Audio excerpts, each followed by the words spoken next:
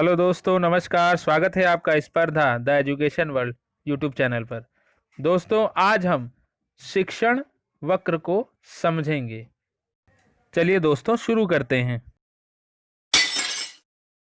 दोस्तों, शिक्षण वक्र के माध्यम से एक अध्यापक कक्षा में उपस्थित सभी छात्रों के लर्निंग प्रोसेस को, अर्थात जो उनको सिखाया जा रहा है उन्होंने उस सिखाई हुई चीज को कितना सीखा।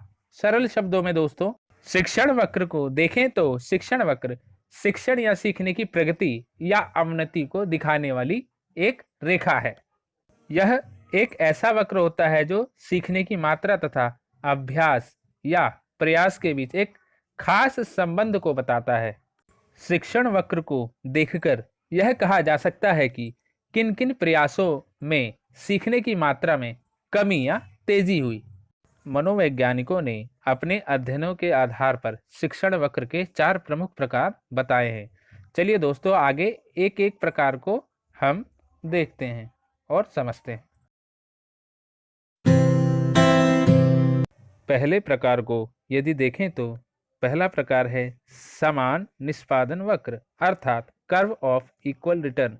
इस तरह के वक्र से यह पता चलता है कि प्रत्येक प्रयास में सीखने की मात्रा या निष्पादन समान रहा है। इस वक्र का आकार एक सीधी रेखा के समान होता है, अर्थात प्रत्येक प्रयास में सीखने की मात्रा या निष्पादन समान रहा है।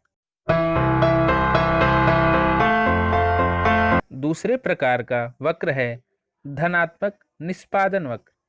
इसे वर्धमान शिक्षण वक्र भी कहते हैं, अर्थात कर्व ऑफ इंक्रीजिंग रिटर्न और पॉजिटिव एक्सेलरेशन कर्व।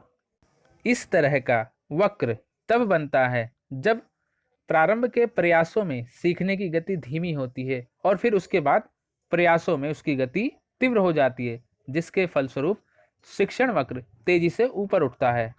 उदाहरण के रूप में देखें तो कई बार कक्षा में कोई पाठ अत्यंत कठिन होता है और उस पाठ के कठिन होने पर प्रारंभ में छात्रों के सीखने की गति धीमी होती है, अर्थात वह उस पाठ को कम समझ पाते हैं, तथा फिर कुछ अभ्यास हो जाने के बाद उनकी गति तीव्र हो जाती है, अर्थात बार बार प्रयास करने पर उनकी गति तीव्र हो जाती है और वह उस पाठ को समझने लगते हैं।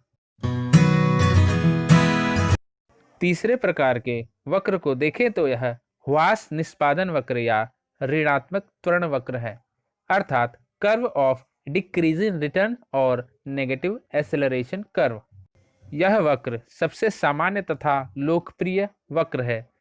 इस तरह के वक्र से यह पता चलता है कि प्रारंभ के प्रयासों में सीखने की गति तो तीव्र होती है, परंतु बाद के प्रयासों में यह गति धीमी हो जाती है, क्योंकि प्रयोज्य अर्थात सब्जेक्ट निष्पादन परफॉर्मेंस के उच्चतम शिखर के करीब आ जाता है।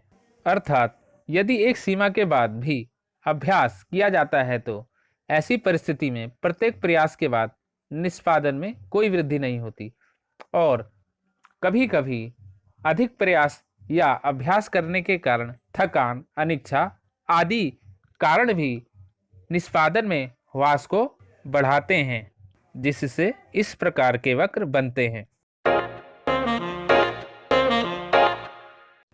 चौथा प्रकार है एस आकारीय वक्र, अर्थात एस शेप्ड कर्व। इस तरह के शिक्षण वक्र में सीखने की गति या दर आरंभ में तो धीमी होती है और बाद में प्रयासों से तीव्र हो जाती है और अंत में फिर धीमी हो जाती है।